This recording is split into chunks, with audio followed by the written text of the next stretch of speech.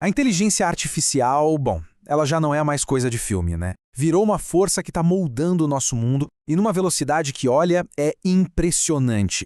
Nesta análise, a gente vai tentar entender a subida meteórica, o que está por trás disso tudo e o futuro que ela promete, mas também os perigos que ela traz. Para começar, vamos pensar nesta frase aqui de 2015. Com 300 likes, um algoritmo conhece uma pessoa melhor do que seu cônjuge. Isso já mostra o quão íntimo ou quão pessoal a IA se tornou. Não estamos falando de robôs distantes, sabe? Mas de sistemas que nos entendem, às vezes até melhor do que as pessoas que estão do nosso lado. Então, por onde a gente começa? Bem, pelo fato de que a IA já está em todo lugar.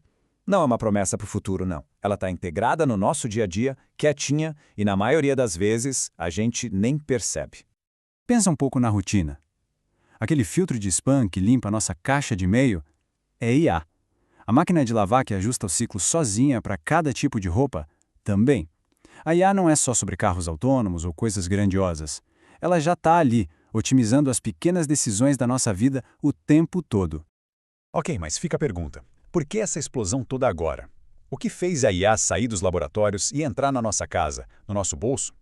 A resposta, na verdade, está numa combinação de 4 avanços tecnológicos que aconteceram mais ou menos ao mesmo tempo. São esses aqui os 4 pilares da revolução. Primeiro, a gente começou a extrair uma quantidade absurda de dados com sensores cada vez melhores e mais baratos. Depois, a gente conseguiu um jeito de guardar tudo isso por um custo baixíssimo. Em seguida, veio a internet das coisas e conectou tudo, de celular à geladeira, permitindo que esses dados viajassem. E, por fim, o poder de processamento dos computadores ficou gigantesco para a gente conseguir analisar tudo isso. Juntos, eles formam o motor da IA. E, claro, todo motor precisa de combustível, né? Para IA, o combustível se chama Big Data. E não é só sobre o volume gigante de dados. É também sobre a variedade. Texto, foto, vídeo, som e a velocidade com que tudo isso é gerado. É bebendo dessa fonte que a IA aprende e fica cada vez mais inteligente. Agora, vamos dar um passo atrás e olhar o quadro geral. Essa revolução toda não está acontecendo num vácuo, isolada.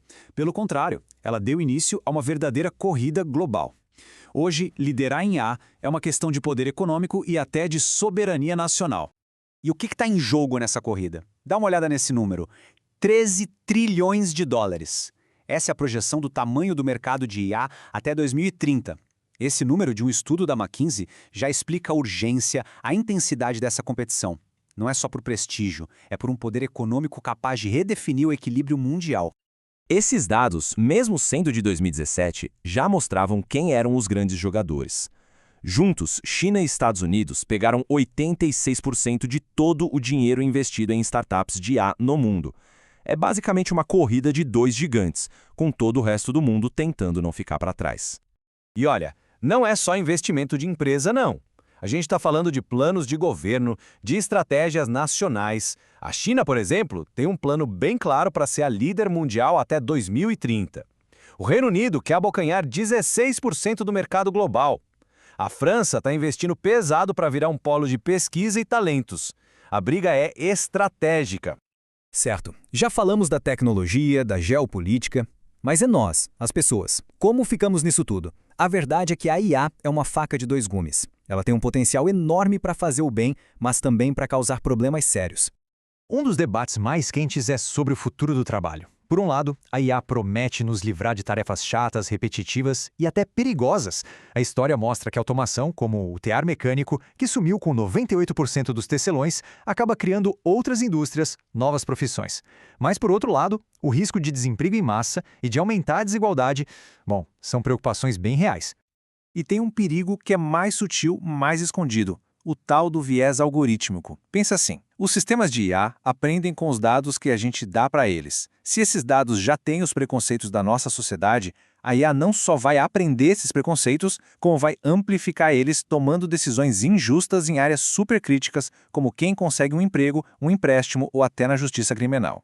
Para lutar contra isso, nasceu a ideia de uma IA responsável. O primeiro pilar dela é a justiça.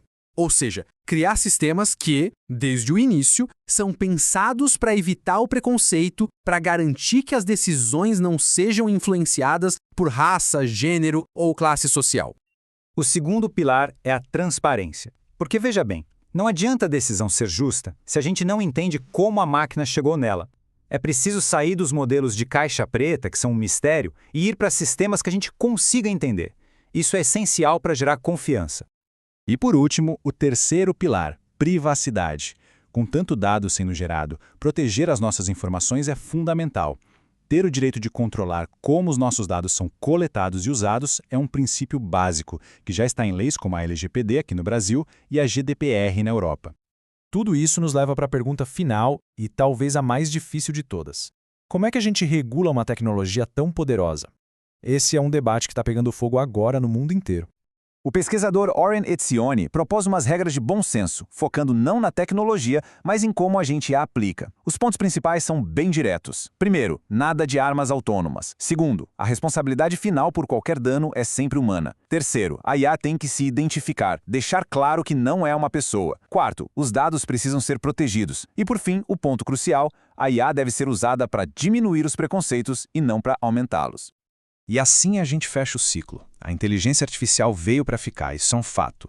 A questão não é mais se ela vai fazer parte da nossa vida, mas como. A tecnologia já está aí. O grande desafio agora não é só para os engenheiros, é para todos nós.